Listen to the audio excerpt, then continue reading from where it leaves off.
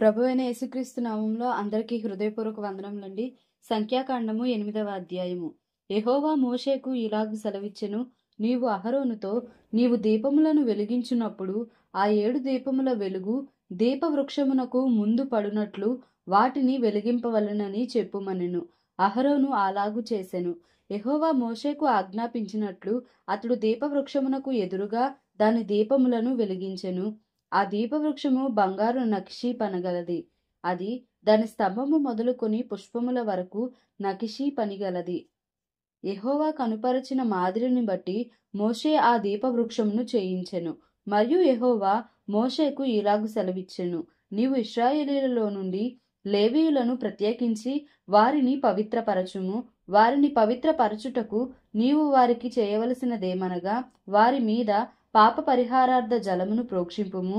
అప్పుడు వారు మంగళ కత్తితో తమ శరీరమంతయు గొరిగించుకొని తమ బట్టలు ఉదుకుకొని పవిత్రపరచుకొనిన తరువాత వారు ఒక కోడెను దాని నైవేద్యమును అనగా తైలముతో కలిసిన గోధుమ పిండిని తేవలెను.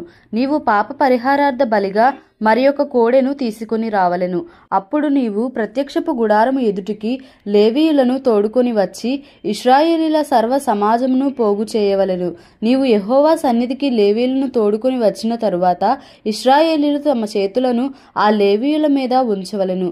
లేవీయులు యెహోవా సేవ చేయువారవుటకు అహరోనును ఇశ్రాయేలీయులను ప్రతిష్టార్పణముగా వారిని యెహోవా సన్నిధిని ప్రతిష్ఠింపవలెను. లేవీయులు ఆ కోడెల తలల మీద తమ చేతులుంచిన తరువాత నీవు లేవీయుల నిమిత్తము ప్రాయశ్చిత్తము చేయునట్లు యెహోవాకు వాటిలో ఒక దానిని పాప పరిహారార్థ బలిగాను రెండవ దానిని దహన బలిగాను అర్పించి అహరోను ఎదుటను అతని కుమారుల ఎదుటను లేవీయులను నిలువబెట్టి యెహోవాకు ప్రతిష్టార్పణముగా వారిని అర్పింపవలెను. అట్లు నీవు ఇశ్రాయేలీయులలో నుండి లేవీయులను వేరుపరచవలెను. లేవీయులు నా వారయుందురు. తరువాత నీవు వారిని పవిత్రపరచి ప్రతిష్టార్పణముగా వారిని అర్పించినప్పుడు లేవీయులు ప్రత్యక్షపు గుడారంలో సేవ చేయుటకై లోపలికి వెళ్ళవచ్చును. ఇశ్రాయేలీయులలో వారు నా వశము చేయబడిన వారు. తొలిచూలి అయిన ప్రతి వానికిని అనగా ఇశ్రాయేలీయులలో ప్రథమ సంతానమంతటికిని ప్రతిగా వారిని నేను తీసుకొని ఉన్నాను. ఏలయనగా మనుషులలోను పశువులలోను ఇశ్రాయేలీయులలో తొలిచూలి అయినది యావత్తును నాది.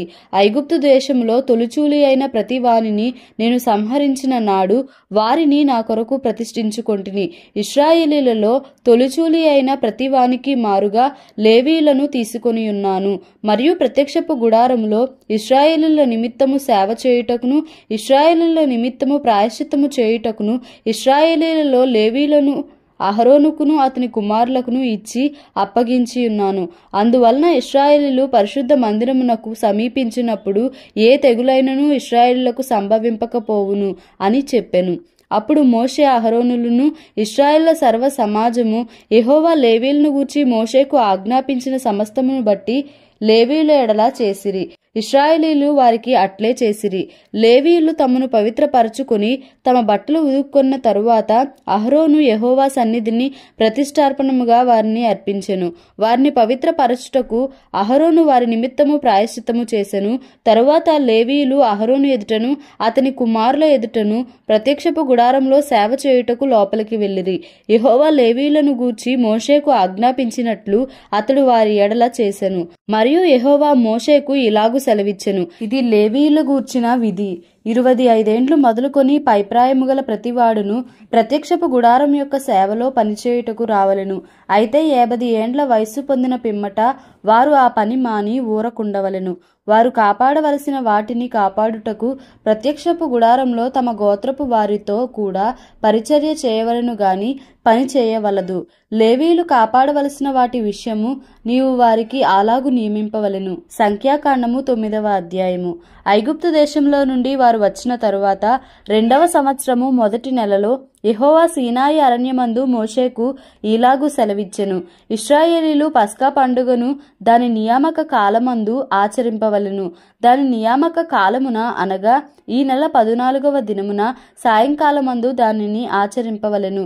దాని కట్టడలన్నిటిని బట్టి దాని విధులన్నిటిని బట్టి మీరు దానిని ఆచరింపవలెను.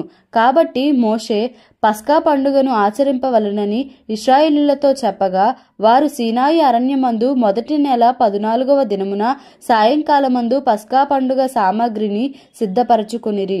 యెహోవా మోషేకు ఆజ్ఞాపించిన సమస్తమును ఇశ్రాయేలీయులు అతడు చెప్పినట్లే చేసిరి. కొందరు నరశవమును ముట్టుట వలన అపవిత్రులై ఆ దినమున పస్కా పండుగను ఆచరింపలేకపోయిరి.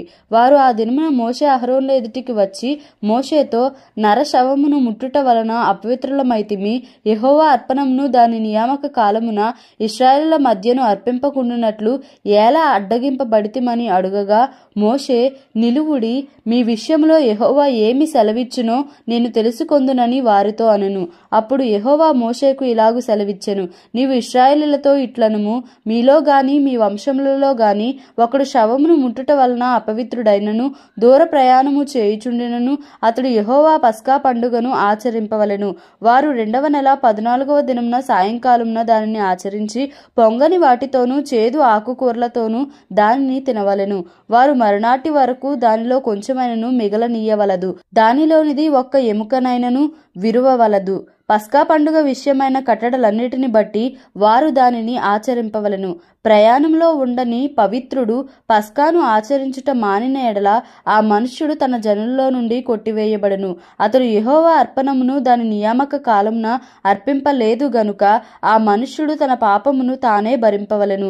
మీలో నివసించు పరదేశి యెహోవా పస్కాను ఆచరింపగోరునప్పుడు అతడు పస్కా కట్టడ చొప్పున దాని విధిని బట్టియే దానిని చేయవలెను. పరదేశికిని మీ దేశంలో పుట్టిన వానికిని మీకును ఒకటే కట్టడ ఉండవలెను. వారు మందిరమును నిలువబెట్టిన దినమున మేఘము సాక్ష్యపు గుడారములోని మందిరమును కమ్మెను. సాయంకాలము మొదలుకొని ఉదయము వరకు అగ్ని వంటి ఆకారము మందిరము మీద నుండెను. నిత్యమును అలాగే జరిగెను. మేఘము మందిరమును కమ్మెను. రాత్రి యందు అగ్ని వంటి ఆకారము కనబడెను. ఆ మేఘము గుడారము మీద నుండి పైకెత్తబడినప్పుడు ఇశ్రాయేలీయులు ప్రయాణమై సాగిరి. ఆ మేఘము ఎక్కడ నిలిచెనో అక్కడనే ఇశ్రాయేలీయులు తమ గుడారములను వేసుకునిరి. యెహోవా నోటి మాట చొప్పున ఇశ్రాయేలీయులు ప్రయాణమై సాగిరి. యెహోవా నోటి మాట చొప్పున వారు తమ గుడారములను వేసుకునిరి. ఆ మేఘము మందిరం మీద నిలిచి ఉండిన దినములన్నీయు వారు నిలిచిరి. ఆ మేఘము బహుదినములు మందిరం మీద నిలిచిన ఎడల ఇశ్రాయేలీయులు యెహోవా విధిని అనుసరించి ప్రయాణము చేయకుండిరి. మేఘము కొన్ని దినములు మందిరము మీద నిలిచిన ఎడల వారును నిలిచిరి. యెహోవా నోటి మాట చొప్పుననే నిలిచిరి. యెహోవా నోటి మాట చొప్పుననే ప్రయాణము చేసిరి. అలాగే మేఘము సాయంకాలము మొదలుకొని ఉదయము వరకు నిలిచిన ఎడల ఉదయమందు ఆ మేఘము పైకెత్తబడగానే వారు ప్రయాణము చేసిరి. పగలేమి రాత్రి ఏమి ఆ మేఘము పైకెత్తబడినప్పుడే వారు ప్రయాణము చేసిరి. ఆ మేఘము 2 దినములు గాని 1 నెల గాని ఏడాది గాని తడవు చేసి మందిరము మీద నిలిచినెడల ఇశ్రాయేలీయులు ప్రయాణము చేయక తమ గుడారములలో నిలిచిరి. అది ఎత్తబడినప్పుడు వారు ప్రయాణము చేసిరి. యెహోవా మాట చెప్పున వారు తమ గుడారములను వేసుకునిరి. యెహోవా మాట చెప్పున వారు ప్రయాణము చేసిరి. మోషే ద్వారా యెహోవా చెప్పిన మాటను బట్టి యెహోవా ఆజ్ఞను అనుసరించి నడిచిరి. సంఖ్యాకాండము 10వ అధ్యాయము. యెహోవా మోషేకు ఇలాగు సెలవిచ్చెను, నీవు 2 వెండి బూరలు చేయించుకొనుము. నకిషీ పనిగా వాటిని చేయింపవలెను. అవి సమాజమును పిలుచుటకును సేనలను తరలించుటకును నీకుండవలెను. ఊదువారు వాటిని ఊదునప్పుడు సమాజము ప్రత్యక్షపు గుడారము యొక్క ద్వారము ఎదుట నీ యొద్దకు కూడి రావలెను. వారు ఒకటే ఊదిన ఎడల ఇశ్రాయేలుల సమూహములకు ముఖ్యులైన ప్రధానులు నీ యొద్దకు కూడి రావలెను. మీరు ఆర్భాటముగా ఊదునప్పుడు తూర్పు దిక్కున దిగియున్న సైన్యములు సాగవలెను. మీరు 2వ మారు ఆర్భాటముగా ఊదునప్పుడు దక్షిణ దిక్కున దిగిన సైన్యములు సాగవలెను. వారు ప్రయాణమై పోవునప్పుడు ఆర్భాటముగా ఊదవలెను. సమాజమును కూర్చున్నప్పుడు ఊదవలెను గాని ఆర్భాటము చేయవలదు. అహరోను కుమారులైన యాజకులు ఆ బూరలు ఊదవలెను. నిత్యమైన కట్టడను బట్టి అవి మీ వంశంల పరంపరగా మీకు ఉండును. మిమ్మును బాధించు శత్రువులకు విరోధముగా మీ దేశంలో యుద్ధమునకు వెళ్ళినప్పుడు ఆ బూరలు ఆర్భాటముగా ఊదవలెను. అప్పుడు మీ దేవుడైన యెహోవా సన్నిధిని మీరు జ్ఞాపకమునకు వచ్చి మీ శత్రువుల నుండి రక్షింపబడుదురు. మరియు ఉత్సవ దినమందును నియామక కాలముల యందును నెలల ఆరంభముల యందును మీరు దహన బలులను గాని సమాధాన బలులను గాని అర్పించునప్పుడు ఆ బూరలు ఊదవలెను. అప్పుడు అవి మీ దేవుని సన్నిధిని మీకు జ్ఞాపకార్థముగా ఉండును. మీ దేవుడైన యెహోవాను నేనే. 2వ సంవత్సరము 2వ నెల 20వ తేదీని మేఘము సాక్ష్యపు మందిరము మీద నుండి పైకెత్తబడెను గనుక ఇశ్రాయేలీయులు సీనాయి అరణ్యములో నుండి ప్రయాణములు చేయసాగిరి. తరువాత ఆ మేఘము పారాను అరణ్యములో నిల్చెను. యెహోవా మోషే చేత పలికించిన మాటను బట్టి వారు మొదట ప్రయాణము చేసిరి. యూదీయుల పాళెపు ధ్వజము వారి సేనల చొప్పున ముందర సాగెను. అమ్మీనాదాబు కుమారుడైన నయస్సోను ఆ సైన్యమునకు అధిపతి. ఇశ్శాఖారీయుల గోత్ర సైన్యమునకు సూయారు కుమారుడైన నెతనేలు అధిపతి. జెబూలూనీయుల గోత్ర సైన్యమునకు హేలోను కుమారుడైన ఏలీయాబు అధిపతి. మందిరము విప్పబడినప్పుడు గెర్షోనీయులను మెరారీయులను మందిరమును మోయుచూ సాగిరి. రూబేనీయుల పాళెము ధ్వజము వారి సేనల చొప్పున సాగెను. ఆ సైన్యమునకు షెదేయూరు కుమారుడైన ఏలీసూరు అధిపతి. షిమ్యోనీయుల గోత్ర సైన్యమునకు సూరీషదాయి కుమారుడైన షెలుమీయేలు అధిపతి. గాదీయుల గోత్ర సైన్యమునకు దెయూవేలు కుమారుడైన ఎలీయాసాపు అధిపతి. కహాతీయులు పరిశుద్ధమైన వాటిని మోయిచూ సాగిరి. అందరూ వచ్చులోగా వారు మందిరమును నిలువబెట్టిరి. ఎఫ్రాయిమీయుల పాళెపు ధ్వజము వారి సేనల చొప్పున సాగెను. ఆ సైన్యమునకు అమీహూదు కుమారుడైన ఎలీషామా అధిపతి. పెదాసూరు కుమారుడైన గమలియేలు మనష్షీల గోత్ర సైన్యమునకు అధిపతి. గిద్యోని కుమారుడైన అబీదాను బెన్యామీనుల గోత్ర సైన్యమునకు అధిపతి. దానియుల పాళెపు ధ్వజము సాగెను. అది పాలెములన్నిటిలో వెనుకనుండెను. అమీషద్దాయి కుమారుడైన అహియేజరు ఆ సైన్యమునకు అధిపతి. వక్రాను కుమారుడైన పగీయేలు ఆషేరీయుల గోత్ర సైన్యమునకు అధిపతి. ఏనాను కుమారుడైన అహీరా నఫ్తాలీయుల గోత్ర సైన్యమునకు అధిపతి. ఇశ్రాయేలీయులు ప్రయాణము చేయునప్పుడు తమ తమ సైన్యముల చొప్పుననే ప్రయాణమై సాగిరి. మోషే మామయ్యగు మిద్యానీయుడైన రెవూయేలు కుమారుడగు హోబాబుతో మోషే, యెహోవా మాకిచ్చెదనని చెప్పిన స్థలమునకు మేము ప్రయాణమై పోవుచున్నాము.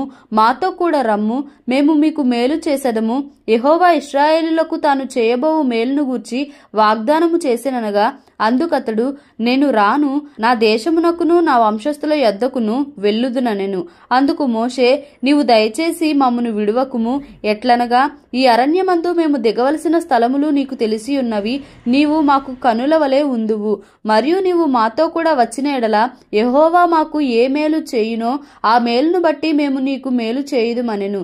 వారు యెహోవా కొండ నుండి 3 దినములు ప్రయాణము చేసిరి. వారికి విశ్రాంతి స్థలము చూచుటకు ఆ 3 దినముల ప్రయాణములో యెహోవా నిబంధన మందసము వారికి ముందుగా సాగెను. వారు తాము దిగిన స్థలము నుండి సాగినప్పుడు యెహోవా మేఘము పగటివేళ వారి మీద ఉండెను. ఆ మందసము సాగినప్పుడు మోషే, యెహోవా లెమ్ము, నీ శత్రువులు చెదరిపోవుదురుగాక, నిన్ను ద్వేషించువారు నీ ఎదుట నుండి పారిపోవుదురుగాక అనెను. అది నిలిచినప్పుడు అతడు, యెహోవా ఇశ్రాయేలు వేవేల మధ్యకు మరలా రమ్మనెను. దేవుడి పరిశుద్ధ వాక్యంను మన వినికిడిలో దీవించి ఆశీర్వదించునుగాక. ఆమెన్.